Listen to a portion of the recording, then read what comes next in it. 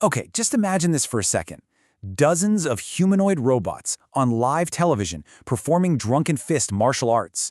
And not just that, they're doing 3-meter aerial backflips, fully autonomously, in front of an audience of 1 billion people. Well, you don't have to imagine it, because that actually happened.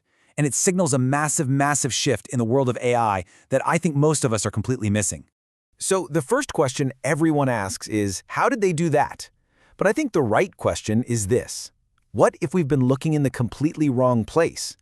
What if the real AI arms race isn't about large language models in a data center, but about robots that can actually move and interact in the real physical world? To really get the impact here, you have to understand the stage this was on.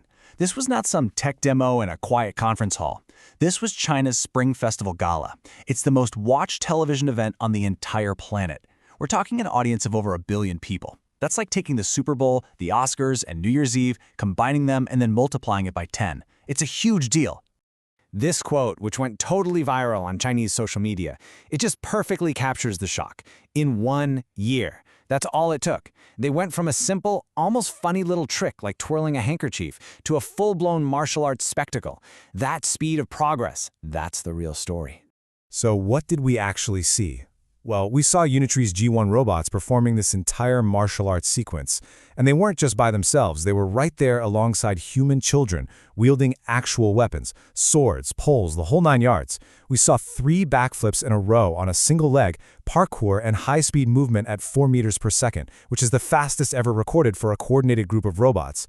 This wasn't some sterile lab experiment. This was a complex, dynamic, and honestly, a pretty dangerous live show. And here is the most critical detail of all. This was not a pre-programmed dance routine. These robots weren't being controlled by a bunch of engineers offstage with joysticks. Unitree CEO confirmed it. This was the world's first fully autonomous humanoid robot cluster martial arts performance. That means the robots were adapting in real time to the stage, to the kids, to the ground beneath them. They even mastered intentional, controlled imbalance to mimic that drunken fist style. I mean, that is just next-level stuff. But you have to understand, what happened on that stage wasn't just a performance.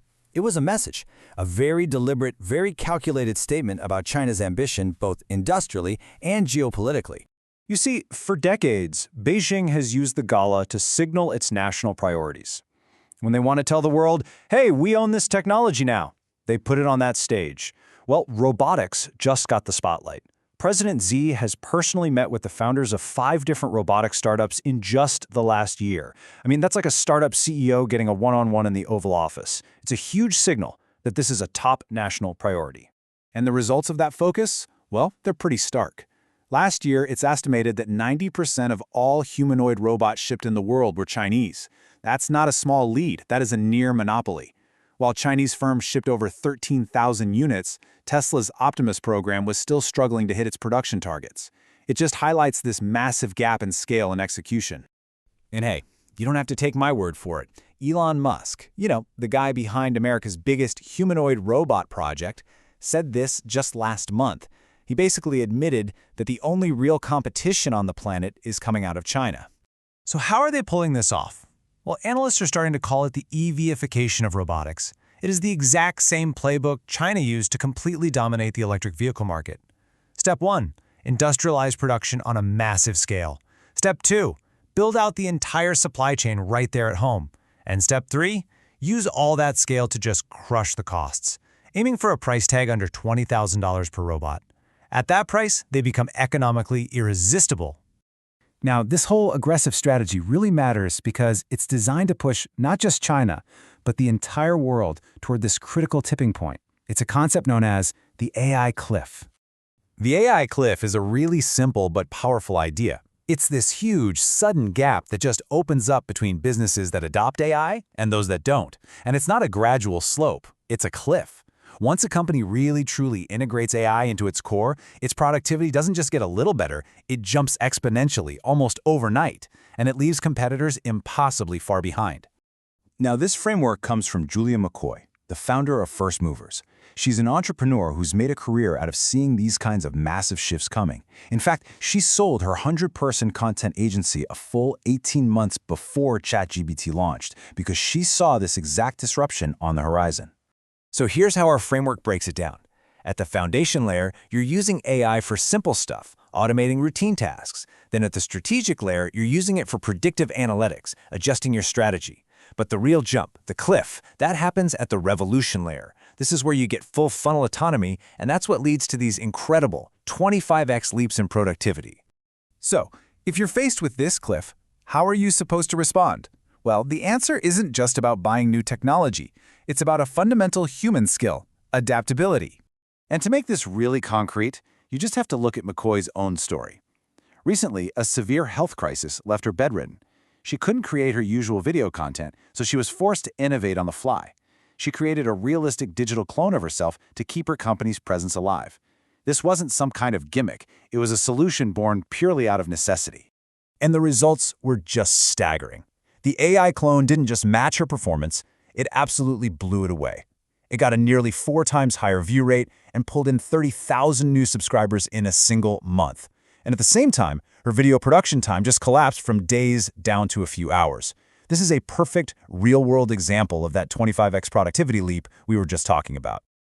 And look, this kind of disruption is happening everywhere. We're seeing the rise of what people are calling vibe coding, where AI architects entire software systems. The convergence of quantum computing and AI is starting to solve problems in logistics and medicine that we thought were impossible. And as traditional search starts to fade, businesses are going to have to master generative engine optimization just to be seen online. The theme is crystal clear. Constant, radical adaptation is the only path forward. Okay, so let's bring all of this back to those kung fu robots. Because the race for this physical AI future, it's not a decade away. The critical window is happening right now. Here's the 3-year pattern that seems to be unfolding. For the rest of 2026, China uses spectacles like the Gala to build momentum and get backing. By 2027, they use that scale to drop the costs, making robots cheap enough for everyone. And then, by 2028, all those deployed robots are out there collecting massive amounts of real-world training data, which creates a data advantage that no amount of hardware specs can ever overcome. The conclusion here is pretty inescapable. Based on what we saw on that stage, the entire timeline has collapsed. The humanoid robot future isn't some far-off sci-fi fantasy set in 2035. It's 2027, and you know what? It might even be sooner. Which really just leaves us with one final question. In this race that's speeding up every day, where every single company and every professional is facing their own version of the AI cliff, are you positioning yourself to be a first mover, someone who leads the change? Or will you be a late arrival, scrambling to catch up in a world that has already moved on without you?